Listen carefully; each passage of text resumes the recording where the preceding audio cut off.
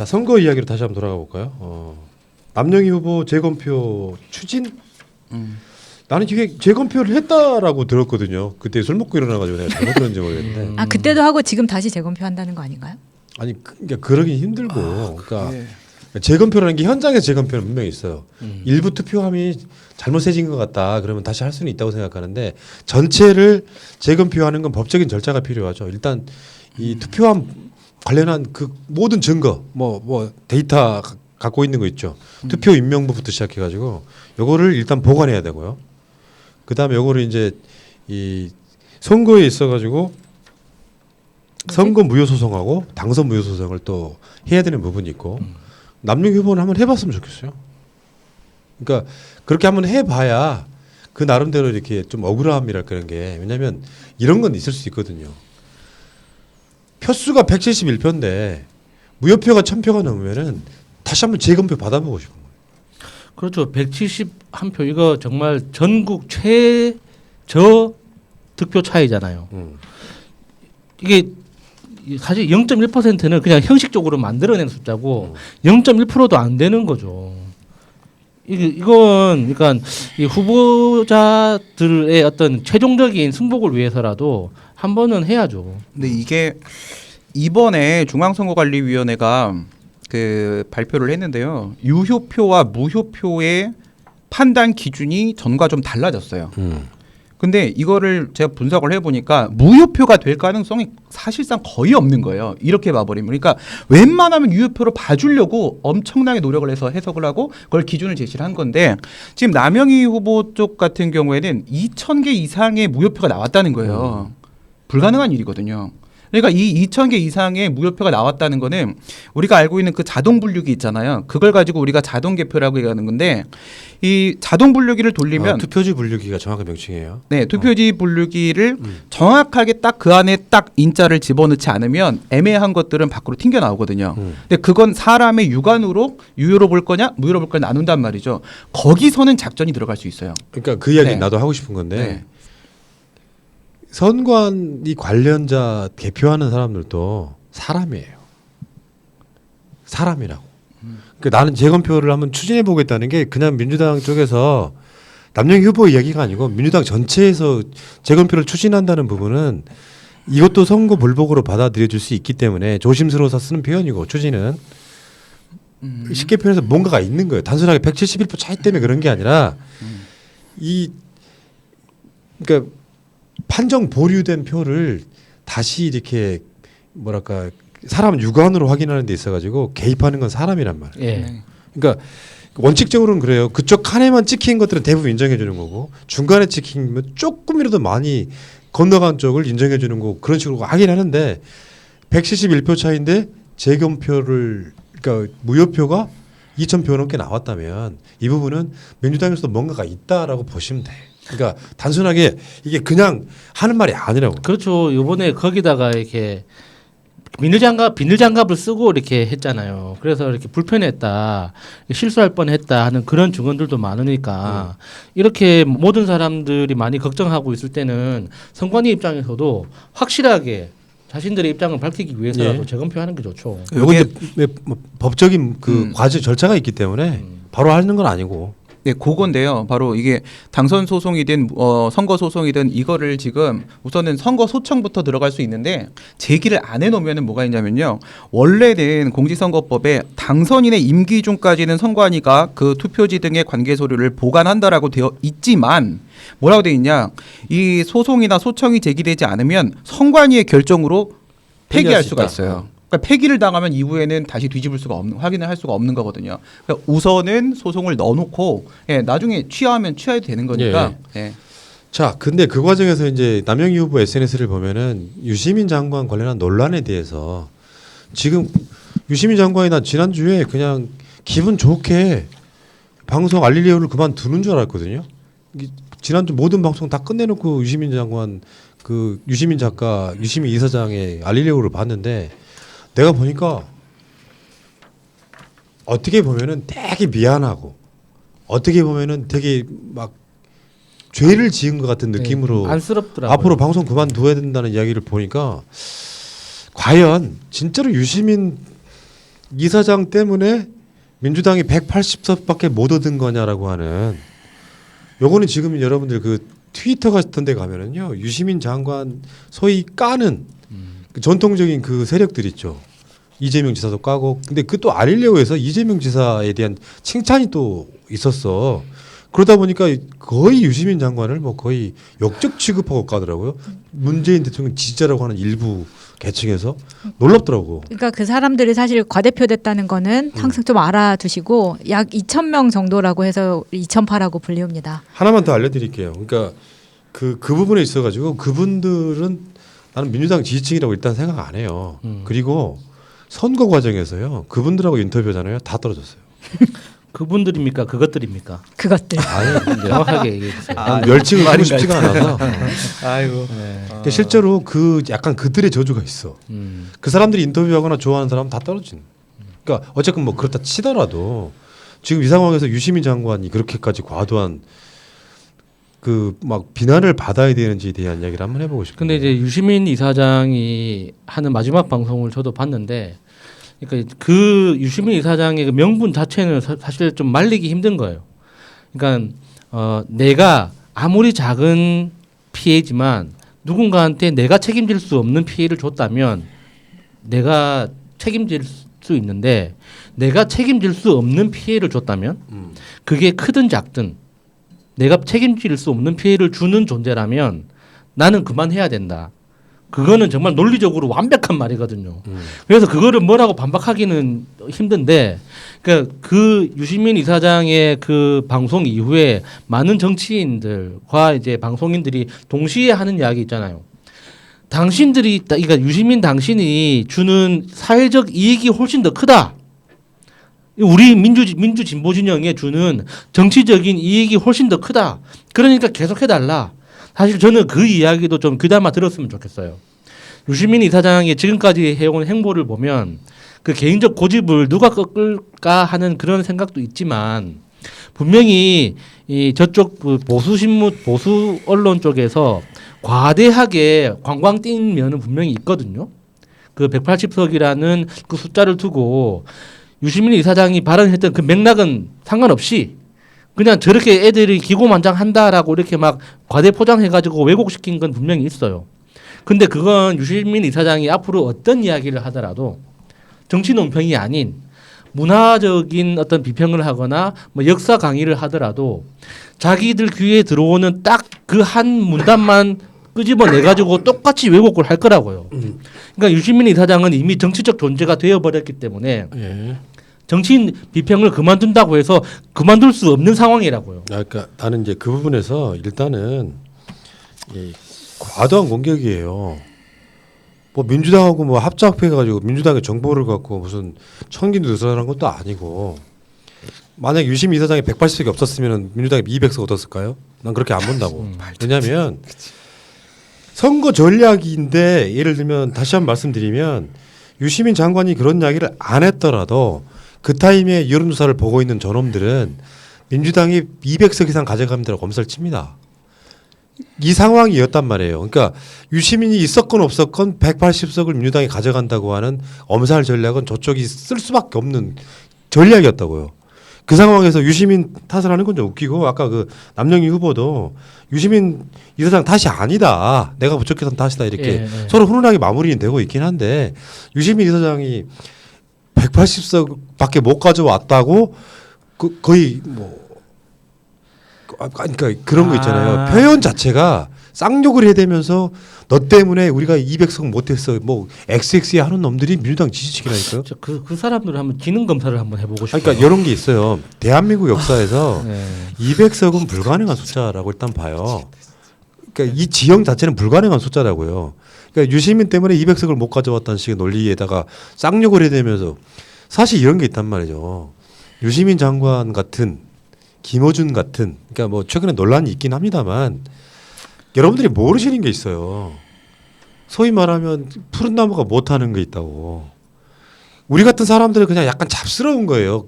유시민이나 김어준에 비하면. 그러니까 여론을 하나로 모으지를 못해. 어떤 그 기운을 모아가야 할 때 예전에는 MBC, KBS, SBS가 모든 여론을 다 독점을 해. 예. 조중동이 독점을 해. 이런 시기가 지났어요. 유튜브 같은 또는 뭐 팟캐스트 같은 방송으로 사람들이 기죽지 않고 뭔가 한결같이 민주당 지지할 수 있게 만들어주는 건 다 그런 사람들의 능력인 거야. 우리가 할 수 없는 거라고. 예. 나름대로 막 거기에 막 뭐 푸른 나무도 끼워주고 이런 분들이 있지만 난 그거는 전혀 인정하지 않고 여론 장악할 수 있으니까 여론을 이렇게 끌어갈 수 있는 리더들이라는 건 많지가 않아요. 근데 유시민 저렇게 방송 안 하신다 그러죠. 김어준 지금 고발당했어요. 그 선거 과정에서. 그러면 나중에 만약에 뭐 뉴스공장이나 다스베이다를 안 하게 되거나 이런 상황 되면은 사실 막막해지는 측면도 있거든요. 이런 상황에서 그러니까 너무 과몰입하는 거. 나는 그건 저 개인적으로 반대하거든요. 그러니까 설사 그게 열린민주당과 무슨 어떤 그 연대에 있어가지고 막 과몰입해서 그것만 보고 지지고 볶고 하는 것은요. 그게 주말에 내가 막 환하게 웃다가 갑자기 씁쓸해지는 게 이런 거 이것이 진보 분열의 시작인가 이런 생각을 한번 해봤어요. 그러니까 너무 막 의석을 많이 안겨주니까 진보 쪽이 또 이런 식으로 분열되나 싶은 거 이게 하루아침에 끝날 것 같지가 않아요. 지지고 볶는 게. 그러니까 거시적인 걸 보지를 못하고 미시적인 거에 계속 집중해가지고 김어준 립다 또 한쪽에서는 유시민 싫다 이런 식으로 계속 가기 시작하면은 누구한테 그 자리를 필요하단 말이에요. 어차피 레거시 미디어 하루아침에 안 바뀌어요. 그러니까 정두원 의원이 돌아가시기 전에 그 정청래 의원한테도 뭐 그 외에 다른 방송 출연진 같이 했던 분들한테 이런 이야기를 했다고 하더라고요. 그러니까 우리 소위 이게 지금 민주 진보 진영 내에서 이제 곤충이라고 부르는 그런 극렬 세력이 있잖아요. 그런 건 여당이면은 의뢰 생기기 마련이고 항상 당연히 있는 것으로 가정하고 가야 된다. 그러니까 그 사람들은 그러니까 여당이 잘 되든 못 되든 상관없이 정치를 빌미로 해서 이익을 얻고자 하는 어떤 그쪽 그 지능이 발전된 그런 독특한 사람들이 있기 때문에 그 사람들은 공통점이 항상 여당 쪽에 붙어서 그런 판을 만든다는 거예요. 그래서 그게 이제 정두원 의원은 오랫동안 여당을 했던 사람이기 때문에 누구보다 잘 알 거 아닙니까? 앞으로 문재인 정권이 앞으로 5년 짧으면 5년 그러니까 앞으로 다음 정권 또는 최소 15년 정도는 계속 여당을 할 가능성이 굉장히 크다. 왜냐하면 지금 현재 야당 당시 그 그러니까 정두원 의원이 방송을 할 때 그 당시 지금 미통당이죠. 미통당 야당은 대권 후보도 준비가 되어 있지 않고 정치 철학 면에서 학습대에 있는 인재들이 없기 때문에 향후 10년 동안은 정권 잡기 힘들다.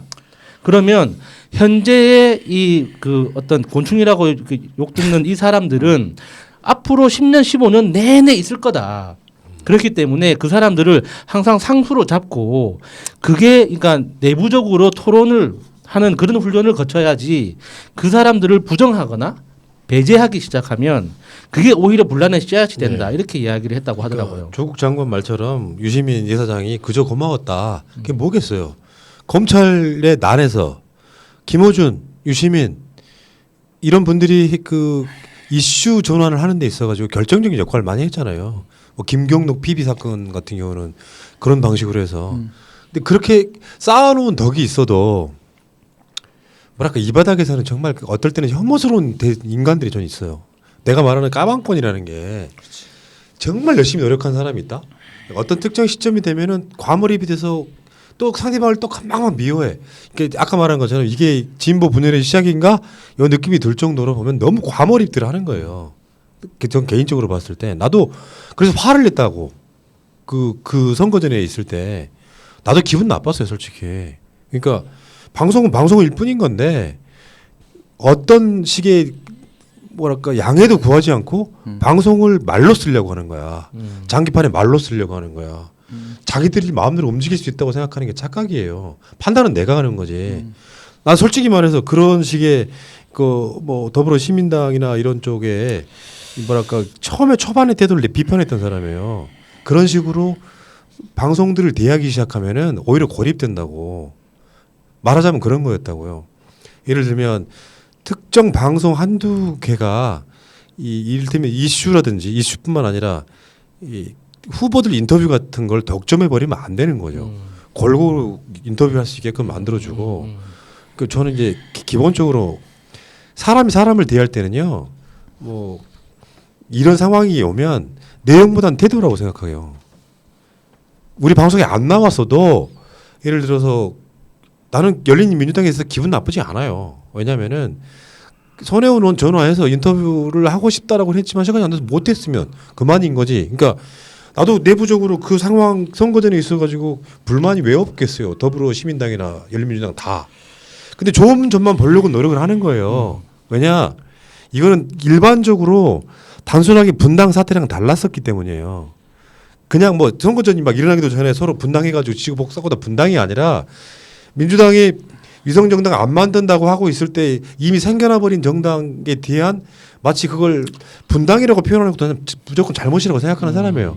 근데 그 상황에서 왜 니들은 열린민주당을 비판 안 해라고 말하는 쪽, 왜 니들은 우리 열린민주당을 뭐랄까 인터뷰를 안 해라고 말하는 쪽이 계속 치고 와서 받는 거예요. 나는 그게 일반적으로 그런 상황에 막 부딪혔을 때 내가 느끼는 건 양쪽 다 기분 나쁘다는 거예요.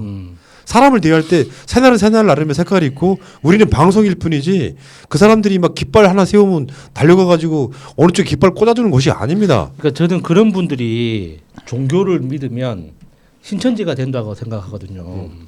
신천지가 왜 기독교 안에서 비판을 받냐면 전도의 대상이 같은 종교 사람이기 때문에 비판을 받는 거예요. 그러니까 그 선교하는 그 대상이 종교가 없는 사람 그리고 다른 종교를 믿는 사람에 대해서 선교를 한다면 그 기독교 내에서 왜 배척을 하겠습니까? 그러니까 너무 과몰입해서 문제라는 그러니까 이야기인데 상대방에 대해서 정치적 지향과 의견이 분명한 사람은 설득 자체가 불가능한 거예요. 그냥 그 사람과 대화하면서 토론하면서 아, 저 사람하고 의견이 이렇게 다르구나 하고 내 의견이 더 분명해졌으면 내 의견이나 지금 정치 이슈를 모르는 다른 시민들 다른 가족들에 대해서 이런 게 지금 이슈가 되고 있는데 나는 이렇다. 너는 어떻게 생각하냐 하고 더 확장시켜야 되는데 같은 시장 내에서 그 약간의 그 파일을 두고 네가 옳으냐 내가 옳으냐 싸우기 시작하면 문제는 그걸 바라보는 사람들이 너무 혐오스럽다는 거야. 그러니까 우리가 좀 더 세련돼져야 되는 부분이 있는데요. 그러니까 지난번에도 사회적 거리두기를 가지고 제가 정치적 안전 거리두기를 좀 해줬으면 좋겠다는 말씀을 드렸어요. 그러니까 아름다운 거리를 우리가 좀 유지를 해야 되는데 지금 이 문제를 두고 그냥 드라마를 보고 나서 그 배우 욕하고 막 그러는 거랑 비슷한 거예요. 그게 바로 과몰입이거든. 그건 그냥 드라마일 뿐이고 여긴 현실 세계거든요. 지금 보시면 저는 유시민 장관에 대해서 이렇게 얘기하는 것 자체가 도저히 지금도 납득이 안 되거든요. 조금의 개연성도 이해가 안 되는데 내가 이상한 건가? 유시민 작가는 우선 민주당 당원이 아니에요. 당 관계자도 아니고요. 당원이 아닌 개인이 180을 말하든 200을 말하든 뭔 상관입니까? 그에 대한 책임을 질 이유도 전혀 없습니다. 그러면 이건 보수 언론의 프레임이란 말이에요. 왜 우리가 동지들을 대함에 있어서 보수 언론의 프레임 안에서 서로가 공격을 해야 되냐 이겁니다. 유시민 장관이 그렇게 한 게 아니고요. 그리고 유시민 장관도 그동안 최근에 지친 부분이 많아요. 그러니까 채널 A 사건이라거나 과거에 검찰과의 관계라거나 지금 많이 지쳐 있습니다. 근데 저는 어떻게 보냐면 사실 단독 과반을 제가 원했고 단독 180을 원했습니다. 전 개인적으로. 그런데 범민주 180을 말한 것 뿐이잖아요. 그때 당시에 새날에서 제가 말씀드리기를 이건 유시민 장관의 실수가 전혀 없다. 이렇게 해야 저쪽에서 핑퐁을 하고 이낙연 플레이어 누구예요? 선수는 우리 이낙연 전 총리란 말이에요. 저쪽에서 그 공을 받아가지고 다시 더 겸하고 겸손한 모습을 보임으로써 우리 진영을 더 강하게 만드는 상황이었다. 이건 원래 우리가 하는 플레이 방법이다. 근데 왜 욕을 하냐 말씀을 드렸는데 아직도 욕을 하고 있는 것 같은데 지금 이 180이라는 것이 200이 될 수 있는 게 180으로 그것 때문에 떨어진 게 아니라 어찌 보면 단독 가반이 가능할 수도 있겠다. 그러면 우리 단독 180까지 한번 가볼까라는 우리에게 용기를 주었던 지표였어요. 상징적인 지표였는데 이걸 가지고 지금 욕을 한다는 것 자체가 말도 안 되는 얘기고요. 저는 지금 이렇게까지 생각을 하는데 유시민 장관의 지금 이 자신의 행보에 대한 결정이 상당히 급합니다. 왜 그랬을까? 전 여기서 조국 장관을 봐요. 무슨 말이냐면 정말 이런 일이 없었잖아요. 대선에 승리하고 지선에 승리하고 총선에 승리하고 세 개 모두 압승을 했어요. 우리에게 모든 기회가 주어졌고 힘이 다 주어졌지만 이제부터 모든 실수는 우리의 잘못이에요. 기회가 되었지만 위기가 되었고 지금 조금이라도 문재인 정부의 민주당에 내가 부담이 될 수 있다면 조국 장관이 스스로 물러났듯이 유시민 작가가 지금 내가 이 자리를 잠시 비우겠다. 이렇게 해서 지금 이 불씨를 없애려는 노력을 하는 게 아니겠는가 이런 고민이 저는 들고요. 그리고 유시민 작가에게 하고 싶은 말은 동지들이 힘들 때 잠시 이 자리 떠날 수 있어요. 언제든 기다리고 있을 테니까 언제든 돌아와도 상관이 없다. 그런 말씀을 드리고 알겠습니다. 또 반대로 말하면은 이제 이게 아까 말한 진보 분열의 시작인가라고 느꼈던 부분은 그런 게 있어요. 그러니까 막 김어준 총수를 고발한다든지 하는 방식으로 해서 이 앙금은 오래 갈 거예요. 근데 나는 김어준 총수가 사과할 이유도 없는 거예요. 뭐냐면 이건 캠페인일 뿐이야. 캠페인. 게임이야. 본인은 민주당이 대선에서 그러니까 총선에서 이겨야 된다고 생각하는 자기 주장을 캠페인한 거예요. 누구한테 열린민주당 찍지 말고 더불어시민당을 찍어라 한다고 해서 그 캠페인이 먹힌 사람 찍었을 거고 안 먹힌 사람 안 찍었을 거잖아요. 그 캠페인을 갖고 사과를 하네 말이 하는 것, 고소고발하는 것 자체가 웃기는 이야기죠. 그러니까 캠페인전에서 진 거야. 왜 너는 우리 편 안 들어줘라고 말하는 건 더 웃긴 거고 김어준 총수만큼 진짜로 지지하신 분들이었다면 열심히 뛰었어야겠죠. 그렇죠. 그러니까 지금 여기 와서 뒤끝을 부려가지고 한쪽에서는 유시민 너 때문에 200석이 안 돼서 하는 놈들 반대로 말하면 캠페인의 어떤 빅마우스로서 김어준 총수가 외쳤던 거를 법적인 판단을 끌려고 하는 사람들 이건 문제 있는 거예요. 캠페인에서 진 거야. 캠페인 싸움에 진 거라고. 같은 빅마우스라도 정봉주 손혜원보다 김어준이 컸던 거지. 더 반대로 말하면 그렇게 받아들이고 끝내야 되는데 오늘 또 김민석 신임 당선자 모시고 방송하는데 방송 내내 댓글창은 반이 그 이야기였어요. 그러니까 정말 너무 단순한 걸 모르는 것 같아요. 그 해와 바람 이야기 있잖아요. 외투를 벗기려면 햇빛이 필요한 거지. 그 비난하고 욕하고 너는 왜 그러니 한다고 해서 그 사람의 의견을 바꾸는 게 아닙니다. 의견을 바꿀 때는 딱 하나 조건밖에 없어요. 쟤 괜찮은데? 쟤는 왜 저런 생각을 하지? 이런 의문이 들 때 사람은 의견을 바꿀 가능성이 생기는 거예요. 맞아. 근데 자신들이 실패했다면 자신들한테 매력이 없었다는 뜻이지 그 다른 선택을 한 사람이 잘못했다는 뜻은 절대 아니거든요. 대한민국에 잘못하는 사람은 딱 한 부류밖에 없습니다. 미래통합당 찍는 유. 그렇지. 그 인간들 외에는 잘못하는 사람들 없어요. 심지어 그 혁명당 찍은 어르신들 있죠? 그분들도 삶이 고달프고 목마르니까 찍는 거예요. 그걸 어떻게 비난합니까? 그러니까 우리 방송 들어와서 누구를 까주세요. 왜 못 가요? 이런 이야기 자체가 그 틈을 타서 틈을 벌리려는 사람으로밖에 안 보입니다. 우리 방송에서 무조건 차단하겠습니다.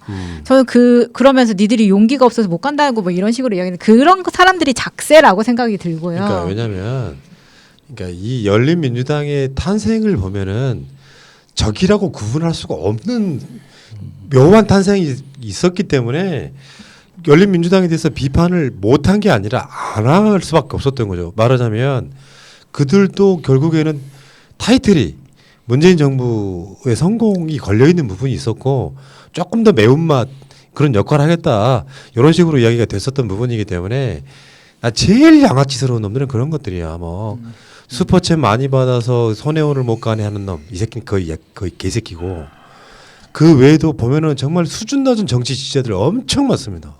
그러니까 이게 만약에 말이에요. 이번 선거 때 어느 누구나 할 것 없이 양쪽에 편 갈라가지고 다 싸웠다면은 사실은 그게 분열이죠. 무슨 말이냐면 어느 쪽 방송이라도 가서 그런 주제를 다룰 수 있어야 되는데 한쪽으로 일방적으로 편을 들잖아요. 그러면 상대편 내가 그러니까 지지하지 않았던 쪽의 이슈를 못 다룬다니까요. 그러니까 내가 말로 쓰지 말라고 말했던 이유는 정확히 말하면 더불어시민당한테 내가 항의했던 거예요. 우리가 민주당에 무슨 뭐 일당 되는 건 나 당연하다고 알고 있었는데 거기다가 줄 안 서고 왜 열린민주당을 비판하지 않느냐는 식으로 계속 공격이 들어오고 오다가 왔었기 때문에 내가 화를 낸 거였다고 말로 쓰지 말라고 그 결정은 내가 하는 거지 우리 방송이 하는 거지 누가 시킨다고 합니까? 그 문제는 공평 뭐 중립 이런 차원의 문제가 아니고 내 가치에서는 어느 쪽 다 과몰입이었다고요. 과몰입이라는 게 뭐냐? 몰입하는 정도가 너무 지나쳤다고. 근데 그것이 분명히 앞으로 이게 초장에 이게 끝나지 않으면 있잖아요. 선거가 2년 남았기 망정이지 금방 우리한테 분열로 돌아오기 시작해서 평생 못 찾아진다고. 나는 그렇게 생각해요. 그래서 진짜 뭐 말이 중립지대라고 하는 것이 필요하다고 하는 게 제 주장 그런 이유 때문에 그런 거예요. 어느 쪽도 자연스럽게 말할 수 있어야지. 내가 선거 전 한창일 때 그런 얘기 한 적 있거든요. 당신네들이 와가지고 계속 이런 식으로 채팅하고 댓글을 달면 비례정당 이야기를 아예 못 한다 우리가. 이쪽 조금만 편들면 저쪽에서 난리 치고 저쪽에서 편들면 난리를 치잖아요. 내가 아주 옛날 한번 돌아가 볼게. 그러니까 예전에 그 선거법이 개정되기 전에 내가 뭐라 그랬었냐면요. 사실 그 말이 맞는 거지. 비례정당 의석수는 소수정당한테 주는 게 맞고 민주당은 지역구 압승 전략으로 가야 된다. 지금 지역구만 먹었어도 어떻게 됐겠어요. 164석이에요. 과반을 훌쩍 뛰어넘었다고. 근데 미래통합당이 꼼수로 이 상황이 만들어진 거기 때문에 이 상황에 대해서는 물론 결과적으로 놓고 보면 분당이었겠지만 그 비례정당을 만드냐 안 만드냐에 있어서 내가 화를 낸 게 그거예요. 민주당한테 화를 낸 게 그거였다고. 정치권 때문에 만들어진 상황을 왜 일반 방송들이 책임지게 만드냔 말이야. 자신들이 결정을 법을 잘못 만들었거나 허점을 만들었거나 아니면은 뭔가 그렇죠. 빌미를 줘서 상황을 만들어 놓고 이 판을 다 분열시키고 있단 말이에요.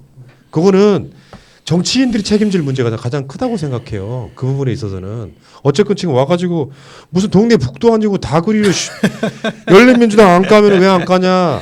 더불어시민당 칭찬 안 하면 칭찬 왜 안 하냐. 이런 식으로 하시면 어떻게들. 진짜로 그만 좀 하시자고요.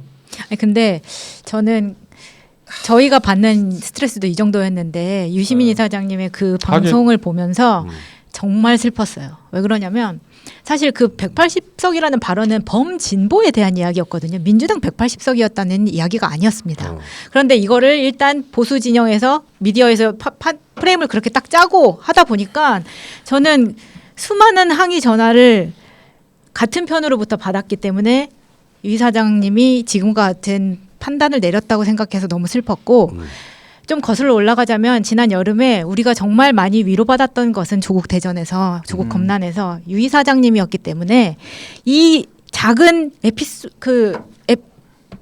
해프닝 때문에 이사장님이 이 정도의 큰 결단을 내릴 만큼 우리가 상처를 줘도 되는 사람들인가라는 생각 때문에 굉장히 가슴이 아팠거든요. 내 말이에요. 나 내가 그 트위터에서 유시민 대장을 문재인 대통령 민주당 지지자라고 까는 놈 중에 그 개쌍욕을 써놓은 글을 몇 개를 봤거든요. 얼굴이 화끈거리더라고. 저런 애들이 진짜로 민주당 지지자일까? 아니겠죠. 아니라고 봐요. 그러다 보니까 그 말씀하신 것 중에 99개를 잘했어도 하나를 잘못하면 내가 그만하는 게 맞다라는 말씀하신 것 부분에서 본인에 대한 그 일단 너무 사이즈가 크기 때문에 책임감도 그렇게 느끼시겠지만 국민들이 바라는 거는 이걸 극복하고 다시 우리 곁으로 돌아오는 걸 더 많은 사람들이 기다리고 있다라는 말씀을 꼭 드리고 유시민 싶습니다. 작가 마지막 짧게 말씀을 드리면 유시민 작가님이 지금 가시면서 원하시는 거는요. 이 싸움이 끝났으면 좋겠는 거예요. 내가 이 자리를 비울 테니 이제는 싸우지 말라는 겁니다. 제가 방송에서도 제 방송에서 그런 말씀을 드렸는데 와서 너무 싸우시는 거예요. 시민당하고 열린당 분들이 오셔서. 그래서 제발 그만 싸우고 서로 인사합시다. 대인배답게 우린 동지지 우리가 적이 아니니까 대인배답게 열린당 지지자는 시민당 지지자분에게 그동안 정말 너무 인격적인 모독을 해서 미안하다라고 말씀해 주시고요. 이쪽도 말씀해 주세요. 그렇게 해서 하셨어요. 서로. 이러고 나서는 다른 방송 가서도 안 그러시더라고요. 선거 끝나고 우리는 다시 함께 할 사람들이니까 이러지 말자고 대인배답게 손 맞잡읍시다 하니까 어르신들인데도 다 해주시더라고요. 지금이라도 여러분들 우리가 다시 봉합을 해야 되는 문제고 열린당 필요했었어요. 지금 우리 단독 180 나올지 알았습니까? 그러지 못했잖아요. 그러면 공수처 문제 생각하면 열린당 다른 분들도 아니고 같이 갈 수밖에 없는 그리고 시민당 중간에 왜 3번부터 10번 비워놨냐 이런 얘기 우리가 했었지만 사실 돌아보면 어떻습니까? 11번에다가 우리가 배치를 했기 때문에 중간을 채워넣을 수 있었어요. 그것이 또 우리의 비례 의석을 늘려주기도 했단 말입니다. 물론 비례정당이라는 걸 만들게 되었던 것은 너무나 불가피했고 이제 공수처 만드는데 우리 이 교섭단체를 안 둬도 돼요. 우리는 공수처법을 개정할 수 있어요. 언제든 간에. 지금 우린 모든 게 준비가 됐으니까 이제는 우리끼리 갈라치기 하지 말고 같이 갔으면 좋겠습니다. 과몰입하시는 분들에게 마지막으로 한 말씀 드릴게요. 착각하지 마십시오. 다수의 지지자들은요. 3분의 2 이상은 기본적으로 싸우는 걸 싫어해요.